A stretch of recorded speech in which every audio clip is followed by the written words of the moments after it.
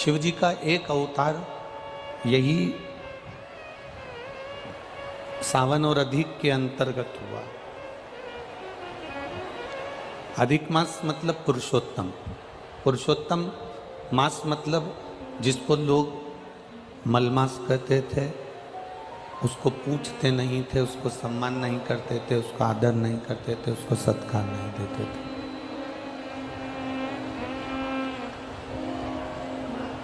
आपको पहले भी शिव महापुराण की कथा के अंतर्गत वर्णन किया गया है कि भगवान शिव के कई रूप, भगवान शंकर के कई स्वरूप संपूर्ण विश्व के कल्याण के लिए प्रकट हुए।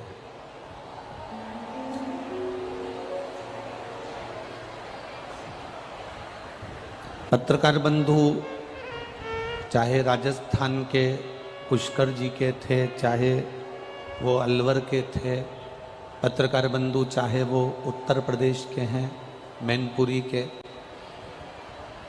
इनका एक प्रश्न ये अधिक मास और सावन के चलते हुए इनके भीतर एक प्रश्न रहा है कि आखिर दो सावन का, सावन में अधिक मास का इतना महत्व क्यों है? अधिक मास तो हर बार आता है, 3 साल में आएगा, कभी कार्तिक महीने में आ जाता है, कभी अश्विन में आ जाता है, कभी आषाढ़ में आ जाता है, कभी जो उसके अनुकूल तिथियों से जो घट बढ़कर जो आता है, विद्वत ब्राह्मण जन के हिसाब से, तिथियों को कालचक्र के हिसाब से, समय घड़ी के हिसाब से, जो नक्षत्रों के हिसाब से बढ़ चढ़ कर आता है, वो एक प्रसंग के अनुसार जब भी आया अधिक मास। पर सावन के महीने में अधिक मास की महत्वता क्यों बढ़ जाती है? क्योंकि इसमें शंकर भगवान का एक अवतार हुआ है।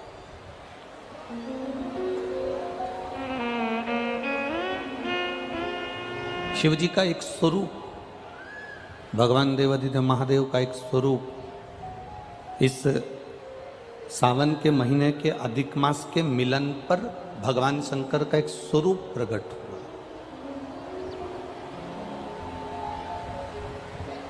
भगवान शंकर का एक स्वरूप जनमानस के कल्याण के लिए प्रकट हुआ।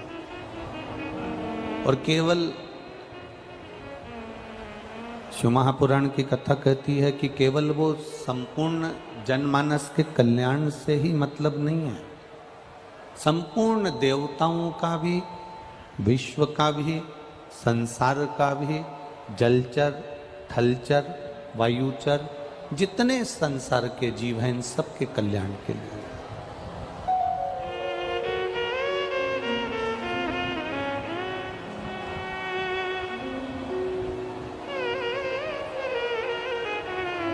आज कोई कह रहा था, गुरुजी हमारा बड़ा मन होता है कि हम केदारनाथ जी दर्शन के लिए जाएं।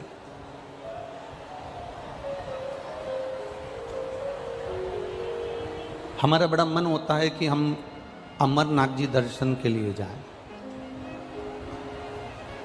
जब सुबह के क्रम में कोई मिलने आया तो उसने कहा कि हमारा बड़ा मन होता है गुरुजी कि हम केदारनाथ जाएं, अमरनाथ जाएं, सोमनाथ जाएं, काशी जाएं, कुबेरेश्वर धाम सीहोर जाएं।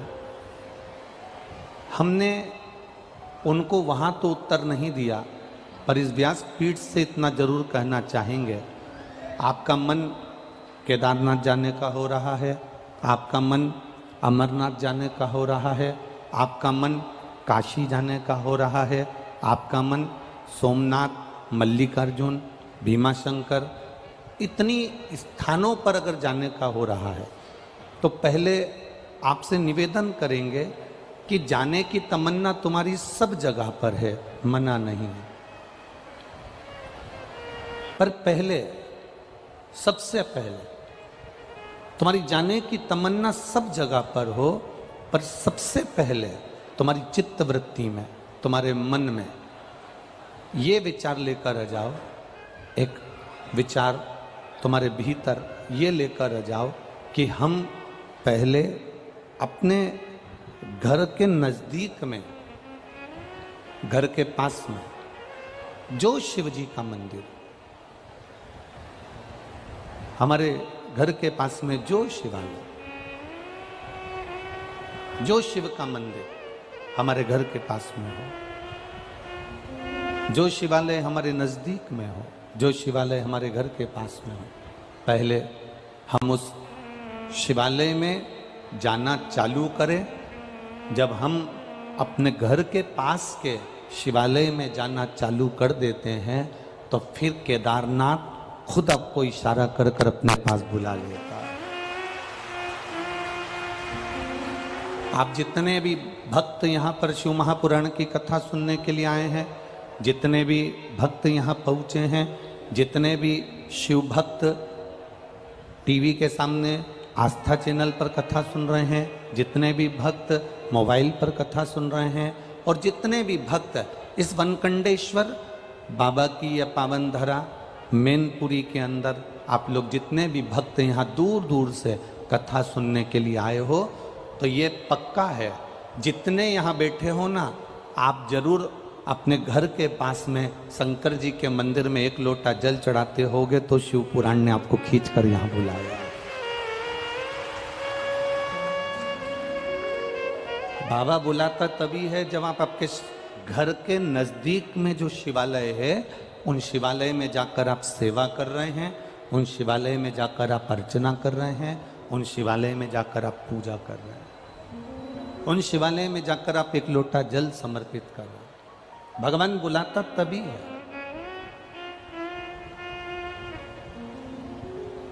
अच्छा, एक विचार करिए, आप जिस कॉलोनी में रहते हो, जिस मोहल्ले में रहते हो, जिस कॉलोनी में, मोहल्ले में, जिस वार्ड में रहते हो, जिस क्षेत्र में रहते हो, और उस क्षेत्र में अगर तुम रह रहे हो और तुम्हारे 4 घर छोड़कर किसी की शादी है और तुम उसे नहीं पहचानते, वो तुम्हें नहीं पहचानता, तो तुम्हें शादी में बुलाएगा क्या? जम के तो बोलो जरा, नहीं बुलाएगा ना। शादी में कब बुलाएगा वो? जब तुम्हारा उसके घर में आना जाना होगा, उससे पहचान होगी, उससे मिलना जुलना होगा।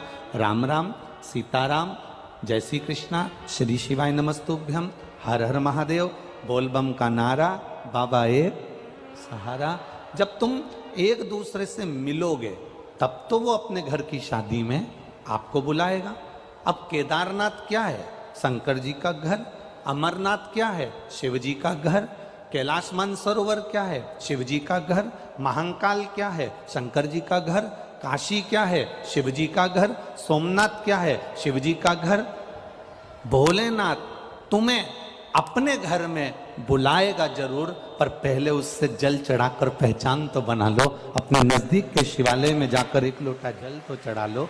जब हम अपने घर के नजदीक के शिवालय में जाते हैं, अपने घर के नजदीक के शिवालय में पहुंचते हैं, एक लोटा जल जब हम समर्पित करते हैं, तब जाकर मेरा महादेव भी अपने घर में तुमको बुलाकर तुम्हारा कल्याण कर देता है। ये हमारे ऊपर है। अब तुम अंदाजा लगा कर बैठे हो कि मैं कथा में जाऊंगी, मैं कथा में जाऊंगी, मुझे कथा में जाना है, मुझे शिव पुराण में जाना है। तुम ऐसे शिव पुराण में जा ही नहीं पाओगे। तुम शंकर जी के मंदिर में जाकर एक लोटा जल चढ़ाना प्रारंभ कर दो। तुम शिव जी के मंदिर में जाकर एक लोटा जल समर्पित करना प्रारंभ कर दो। जिस दिन तुम जल समर्पित करना प्रारंभ कर दोगे, उस दिन बाबा से तुम्हारी पहचान हो जाएगी, तुम बाबा के और बाबा तुम्हारे हो जाएंगे। फिर तुम्हारे को हाथ पकड़कर कुबेरेश्वर धाम तक लेकर आ जाएंगे, शिव महापुराण तक लेकर आ जाएंगे। ये लाखों की संख्या में, लाखों की संख्या में। आज प्रशासन भी कह रही थी, पुलिस प्रशासन से अधिकारी होन कह रहे थे कि गुरुजी इतनी भीड़ और इतना पानी गिरने के बाद तो लोग 5 मिनट नहीं ठहरते, और गजब पन्नी तोक के, पन्नी लगा लगा के, छाता पकड़ पकड़ कर और आराम से खड़े हैं और बोल बम का नारा है, बाबा एक सहारा है। ये इनकी अविरल भक्ति है महाराज। ये समझ में नहीं आ रहा कि मैनपुरी को हो क्या गया, हुआ क्या है मैनपुरी को। अब कल की बात बोलो तो बोल दो, कहाँ अध्यक्ष जी बोल दें का? हाँ पक्का चौहान जी बोल दे। मैं कल की बात, कल एक भैया ने एक पत्र लिखकर भेजा, वो पत्र कक्ष में है, आप चाहेंगे तो हम आपको दे देंगे। वो भैया ने पत्र में लिखा कि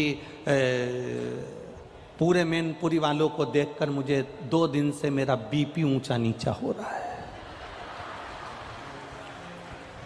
तो उस पत्र में नीचे फिर लाइन लिखी थी, उस बीपी के ऊंचा नीचा होने का केवल इतना सा कारण है कि ये मैनपुरी के लोग कभी अपनी दुकान नहीं छोड़े, कभी अपना काम नहीं छोड़े, कभी अपने कार्य, परिवार में शादी हो तो दूसरे को भेज दे पर ये नहीं जाए।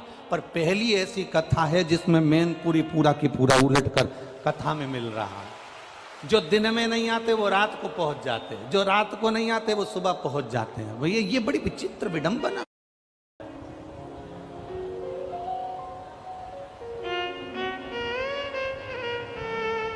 और ये मेरा शिव, ये मेरा वो घड़ी, ये मेरा त्रिकालदर्शी, ये मेरा कैलाशी, ये मेरा विनाशी है, ये मेरा शंभु है।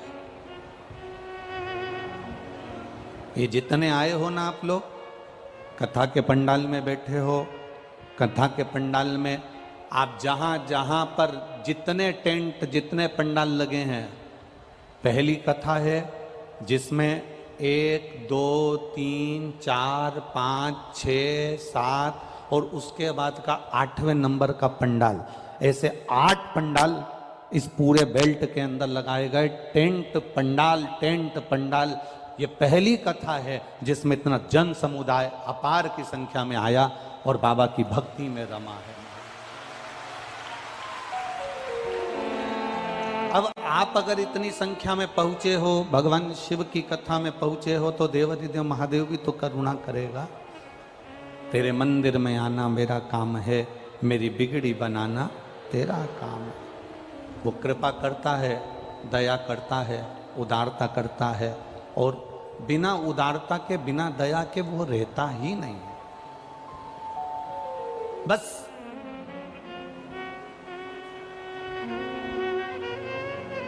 अपने विचारों पर पक्का रहिए।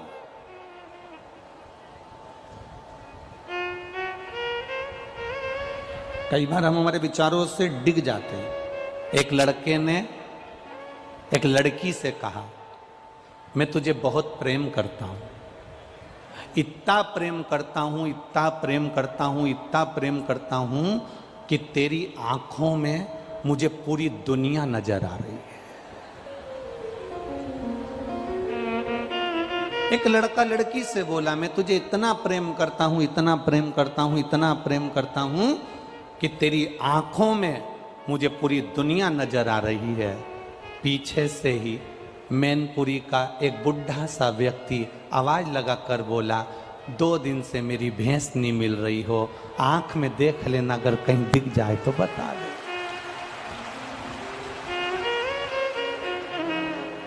अब तुम इतना भी प्रेम मत करो कि भैंस आंख में देखना पड़े,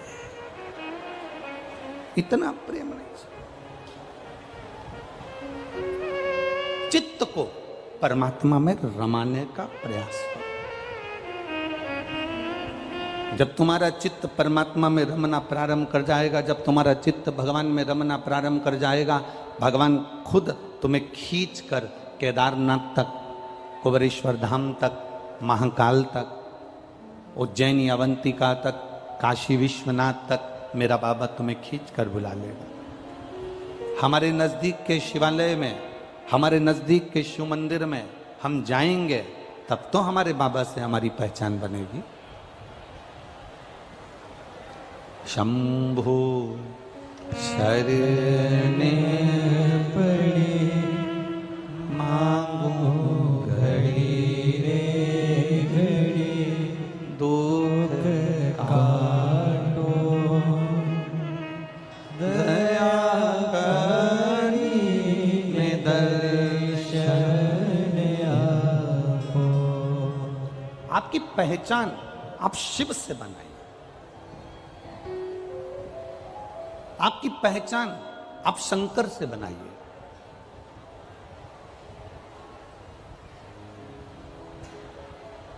एक बार देवादिदेव महादेव के मन में एक भाव आया, जिस दिन से पार्वती जी विवाह कर कर आई हैं उस दिन से महादेव जी को रोज कुछ ना कुछ अच्छा अच्छा पकवान बनाकर भोग लगा रही।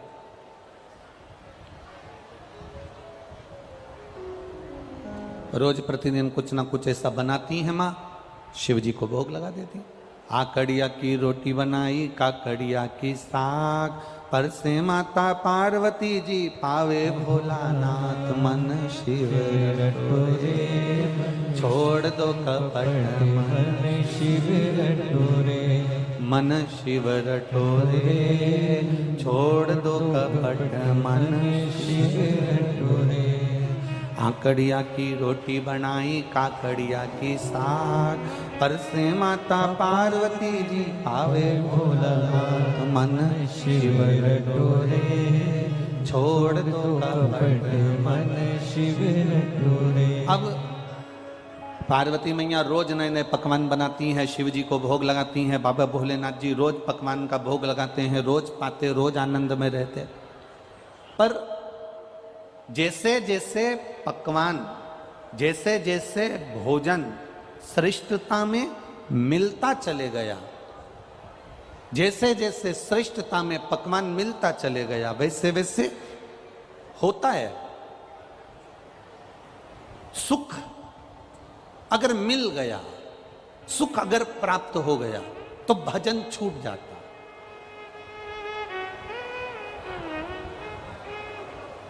अगर सुख प्राप्त हो गया तो भजन छूट गया। सुख अगर ज्यादा प्राप्त हो गया तो भजन हमारा रहेगा।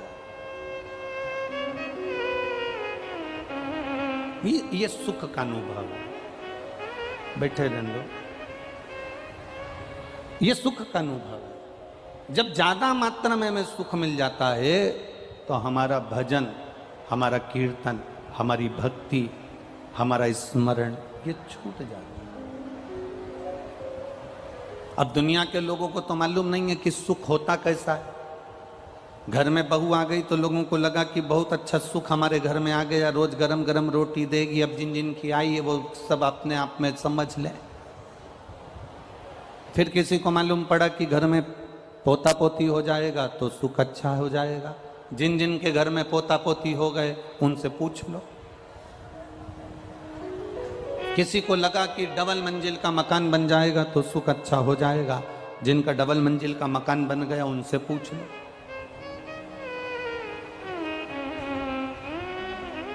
सुख मिलता कहाँ? सुख कैसा होता है? सुख की कल्पना कैसी होती है? सुख कैसा होता है?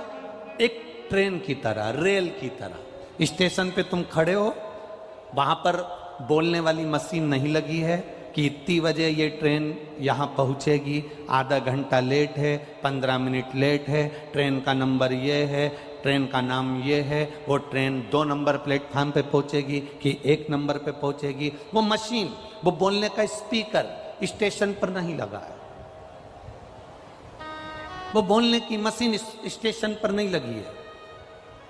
और जिस स्टेशन पर बोलने की मशीन नहीं लगी होती, जिस स्टेशन पर बोलने के स्पीकर नहीं लगे होते, जिस स्टेशन पर बोलने के लिए कोई माइक नहीं लगा होता, तो जो जाने वाला यात्री है ना, जिसको यहाँ से अपने मैनपुरी से जिसको आगरा जाना है, तो अगर मालूम पड़े मशीन नहीं लगी है, स्पीकर नहीं लगा है, तो जो भी ट्रेन आती है ना, तो जाने वाले व्यक्ति को यही लगता है कि मेरी आ रही है, अब आ रही है, आवाज आ रही है, आ रही है, आ रही है, आ रही है। और जो ट्रेन सामने आती है वो तो तुरंत निकल जाती, मालूम पड़ा ये तो मालगाड़ी है। फिर खड़ा, फिर दूसरी ट्रेन आई, आ रही, अब की बार ये अपनी ट्रेन आ रही है, तैयारी करके बैग में लेके बस तैयार होके सामने आया। इतनी देर में मालूम पड़ा कि ये तो दूसरी जगह जा रही थी, मालूम पड़े काशी जा रही है, अब ये बनारस जा रही है। तो फिर तैयार हुआ, आ रही है, आ रही है, आ रही है, आ रही है, और फिर ट्रेन चलते चलते मालूम पड़ा कि ये ट्रेन तो दूसरी जगह जा रही है। बस सुख भी ऐसा ही होता है। बचपन में लगता है कि जवानी में सुख मिलेगा, जवानी में लगता है कि अधेड़ी में सुख मिलेगा, थोड़ी एक दो दुकान और खोल लूं फिर सुख की जिंदगी जीऊंगा, घर में बहू आ जाए सुख की जिंदगी जीऊंगा, पोता पोती हो जाए सुख की जिंदगी जीऊंगा, थोड़ा कामकाज फैला लूं सुख की जिंदगी जीऊंगा। सुख आ रहा है, आ रहा है, आ रहा है। बचपन निकल गया, जवानी निकल गई, अधेड़ी निकल गई, बुढ़ापा आ गया, और बुढ़ापे में भी अभी भी काम ना करके बैठे हो, सुख मिलेगा। मालूम पड़े मुंडा से पूरा सोफा सेट निकल गया, आंखों से दिखना बंद, कानों से सुनना बंद, पाँव से चलना बंद, हाथ भी थर थर थर थर कांपे, गर्दन भी धीरे धीरे कांपे, और विचार करे कि सुख मिलेगा। सुख वो ट्रेन है, सुख वो ट्रेन है जो आती हुई लगती तो है कि ट्रेन आ रही है, हमारी आ रही है, हम बैठेंगे, हम चलेंगे, हम ट्रेन में बैठकर जाएंगे, पर वो ट्रेन दूसरे की निकल जाती है। सुख होता ही ऐसा है, हर बार लगता है बस ये वाला काम हो जाएगा ना मेरा, मेरे को अगर वहां का टेंडर मिल गया ना सारा कर्जा चुका दूंगा, टेंडर मिले तो बस, अब की बार चुनाव आ रहा है ना, बस अब की बार तो अब की बार बस मालूम पड़े वो ट्रेन फिर निकल गए, वो टेंडर फिर निकल गए, फिर वो काम निकल गए, फिर वो बात निकल गई। अब वो सुख का अनुभव कर रहे हैं कि मिलेगा, पर शिव महापुराण की कथा कहती है आप अपने स्थान पर बैठे रहो, आप अपने जगह पर बैठे रहो, अगर कोई अनाउंसमेंट करने वाला भी नहीं है ना, तुम अपनी जगह पर बैठे रहो, तुम्हें उतावले होने की जरूरत नहीं है। तुम जहां पर बैठे हो तुम्हारी ट्रेन में बैठने वाले ढेर सारे होंगे, ढेर सारे होंगे, तो उसमें से जब सब एक साथ खड़े हो जाएं तब समझ लेना कि ट्रेन आ चुकी है और हमको बैठना है, तब तुम्हें अंदाजा लग जाएगा। अभी तुम बैठे रहो, भगवत भजन करते रहो, स्मरण करते रहो, पुण्य करते रहो, तुम आनंद से सेवा करते रहो। अगर तुम्हें चाहिए कि सुख की ट्रेन में मुझे बैठना है, तुम्हें चाहिए कि अब की बार मेरा नंबर आना चाहिए, तो तुम कुछ मत करो, शंकर की शरण में जाना प्रारंभ कर दो, एक बेलपत्र शिव को चढ़ाना प्रारंभ कर दो, शंकर की अविरल भक्ति करना प्रारंभ कर दो, शंकर पर दही का लेपन कर कर उसका पूजन अर्चन कर कर एक दुर्वा शिव को चढ़ाना प्रारंभ कर दो। शंकर से जितना तुम लाड़ लड़ा सकते हो उतना लाड़ लड़ा लो, उतनी भक्ति कर लो।